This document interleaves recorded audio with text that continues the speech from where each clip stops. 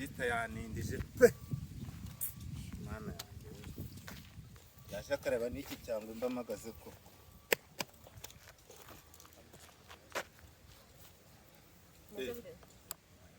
wahageze oya mana byo guhoberana no ase nsuhuza cyane ase ngo video yacitse wanyihobereye suhuza se mana okay tubyihorere byose se ni gute umuntu aguha intama ugashaka inka kubera icyo abanyarwanda musigaye mukunda ibintu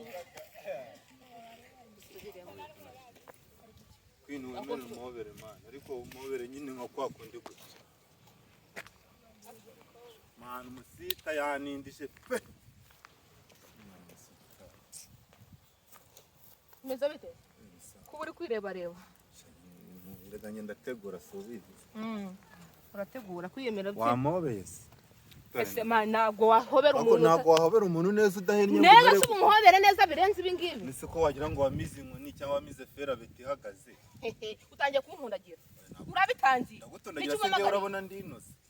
ahubwo niba ninoze ibimonyo uri umugina noneho ubwo wowe ese mbwira icyo ushakanye nawe n'ubu uracyagira umuti kumubwakera bro uri umukunzanyi urabona se waba umugina wowe ubusa ahubwo nawe umukunzi wawe ku ruhe rwego nise waje kundeba utankunze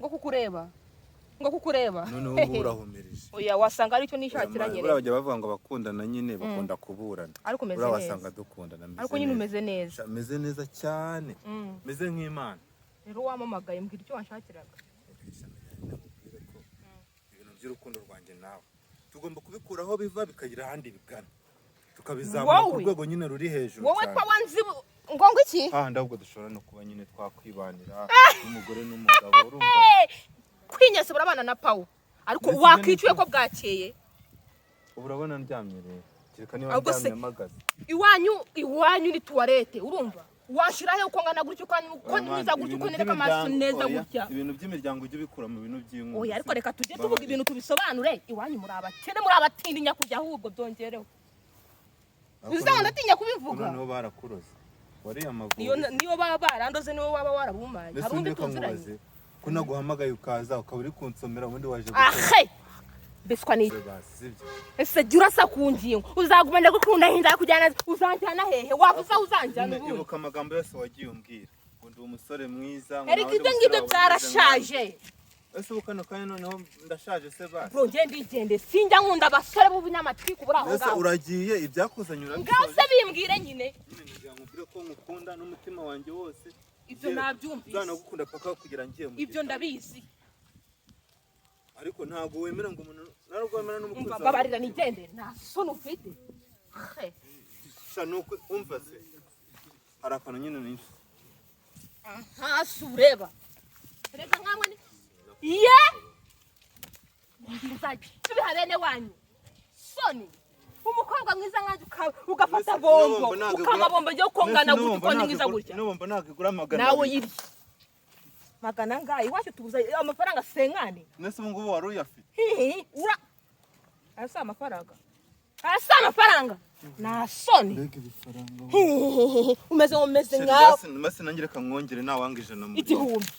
uyajyanire nyoko nabe nabene wanyu kandi nukazongera kunjazwa n'umunsi n'uyu mbabaje ko hano numva ngo wahatwitse Kwinyesebura we nibi ngibi umureke niko se makuru uratinyuka ugapfukamisha umuntu w'umugabo hangaho hanyuma uzaho byahereye uburere muguyuzi ko uburere abakobwa iki giburere mwabutaye wowe ubufite nibi biguti ese magiye mureka kubanganira abantu mane uyu nguye nerese ariko afite ikinyabupfura biriya wari wabonye cyari nk'agatonyanga mu nyanja ibiki se uravuga iki kuri kufunga tuwarete mwese muzifunge we kuntu abagabo babuze barangiza ukafatwa mwana wari wayibonye sheri iPhone Pro Max oya kuntu bakunda ibintu babonye